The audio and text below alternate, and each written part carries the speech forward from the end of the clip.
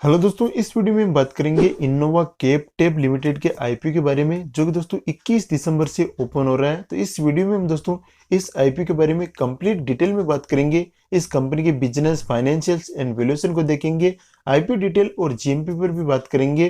तो अगर आप इस आईपीओ में इंटरेस्टेड है तो इस वीडियो को आप अंत तक जरूर देखें, और इस चैनल पर आप नए हैं तो चैनल को सब्सक्राइब जरूर करें। यहाँ पर दोस्तों सबसे पहले हम इस कंपनी के बिजनेस की बात करें तो ये कंपनी इनकॉर्पोरेट हुई थी 2005 में, और ये कंपनी एक फार्मास्यूटिकल कंपनी है जो कि दोस्तों 3 सेगमेंट में अपने बिजनेस को ऑपरेट करती है। पहले सेगमेंट में दोस्तों ये company contract development and manufacturing services provide करती है इंडियन फार्मास्यूटिकल कंपनीज को।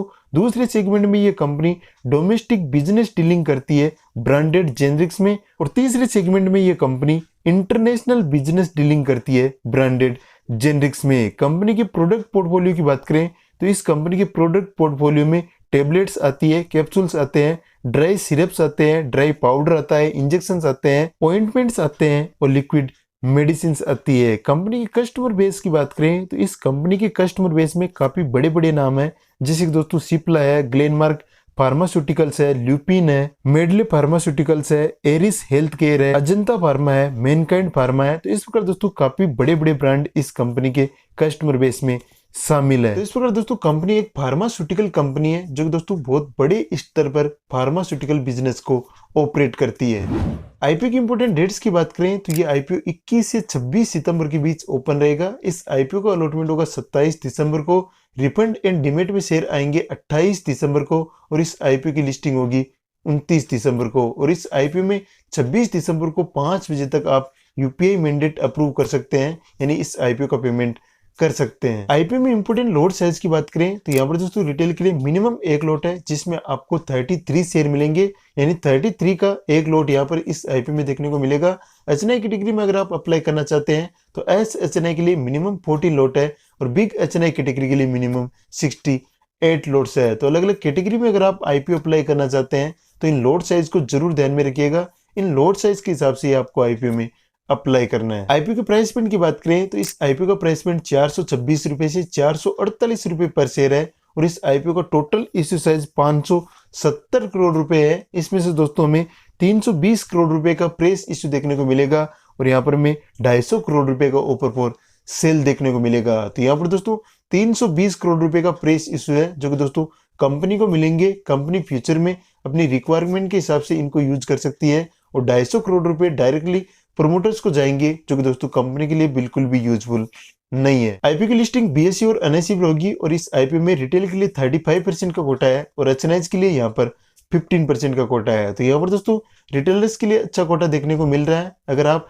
अलग अलग डीमेट अकाउंट से आईपीओ में अप्लाई करते हैं, अपने सारे फैमिली मेंबर्स के डीमेट अकाउंट से आईपीओ में अप्लाई करते हैं, तो यहाँ पर दोस्तों आपके अलॉटमेंट के चांस सबसे ज्यादा होंगे। अब हम दोस्तों इस कंपनी के फाइनेंशियल्स पर नजर डालें तो यहाँ पर दोस्तों फाइनेंशियल ईयर 2021 से 2023 के बीच में कंपनी की जो टोटल एसेट्स है वो लगातार बढ़ रही है। टोटल रेवेन्यू की बात करें तो फाइनेंशियल ईयर 2021 में इस कंपनी का टोटल रेवेन्यू 412.03 करोड़ रुपए था, जो कि दोस्तों फाइनेंशियल ईयर 2023 में बढ़कर 935.58 करोड़ रुपए हो चुका है। तो यहाँ पर दोस्तों आप देख सकते हैं रेवेन्यू में अच्छी ग्रोथ देखने को मिल रही है। और अगर हम इस रेवेन्यू को 22 से कंपेयर करें तो यहाँ पर दोस्तों 22 के कंपैरिजन में कंपनी के रेवेन्यू में 16.45% की ग्रोथ देखने को मिल रही है, यानी 16.45% की ग्रोथ देखने को मिल रही है। एवरेज ग्रोथ है, उतनी ज्यादा ग्रोथ नहीं है, लेकिन दोस्तों रेवेन्यू में कंसिस्टेंट ग्रोथ देखने को मिल रही है। नेट प्रॉफिट की बात करें तो फाइनेंशियल ईयर 2021 में इस कंपनी का नेट प्रॉफिट 34.50 करोड़ रुपए था,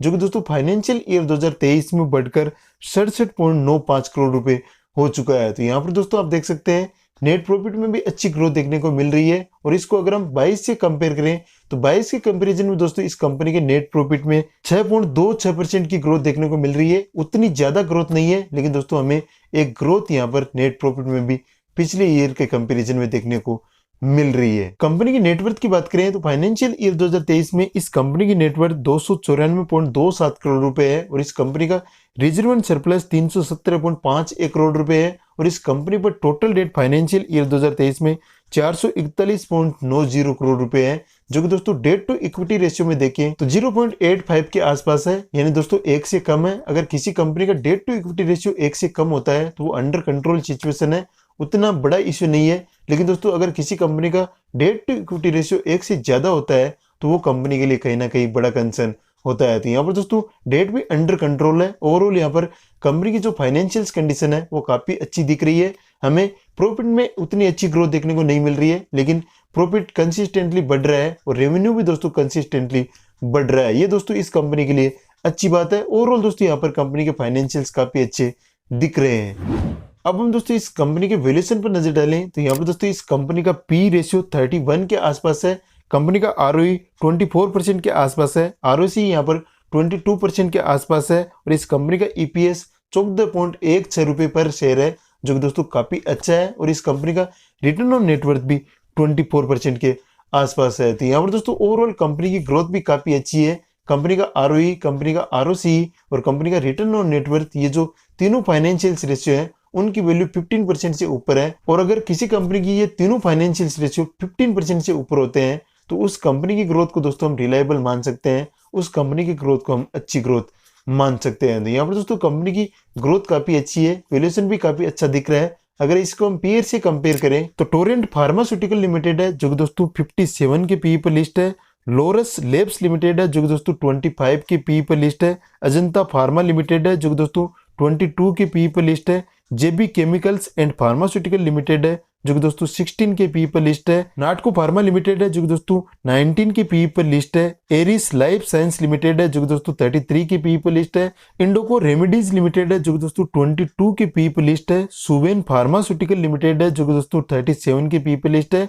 और यहाँ पर विंडलोज बायोटेक लिमिटेड है जो कि दोस्तों 22 के पी पर लिस्ट है। तो यहाँ पर दोस्तों पीयर्स से कंपेयर करें तो पीयर्स के कंपैरिजन में वैल्यूएशन थोड़ा सा हाई लग रहा है। ये जो पीयर्स कंपनियां हैं इनका अगर हम एवरेज पी देखें तो एक दो कंपनीज को छोड़कर बाकी सारी कंपनीज का पी 30 से नीचे है। और यहाँ पर दोस्तों इनोवा कैपटेप लिमिटेड का जो पी है वो 31 के आसपास है, जो कि दोस्तों थोड़ा सा हायर साइड पर है। हालांकि दोस्तों उतना हाई नहीं है, लेकिन दोस्तों अगर हम सारी पीयर्स कंपनीज को देखेंगे तो यहाँ पर दोस्तों कहीं ना कहीं थोड़ा सा वैल्यूएशन हाई दिख रहा है। इससे सस्ता वैल्यूएशन भी हो सकता था, कंपनी अपने प्राइस पॉइंट को थोड़ा सा नीचे ला सकती थी।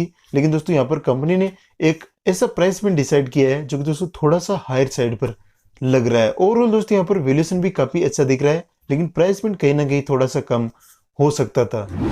अब हम दोस्तों आईपीओ लाने के ऑब्जेक्ट्स की बात करें तो यहाँ पर कंपनी ने मेनली 3 ऑब्जेक्ट्स बताए हैं। इसमें दोस्तों पहला है रीपेमेंट ऑफ बोरोइंग्स, दूसरा यहाँ पर है वर्किंग कैपिटल रिक्वायरमेंट और तीसरा यहाँ पर है जनरल कॉर्पोरेट पर्पजेज।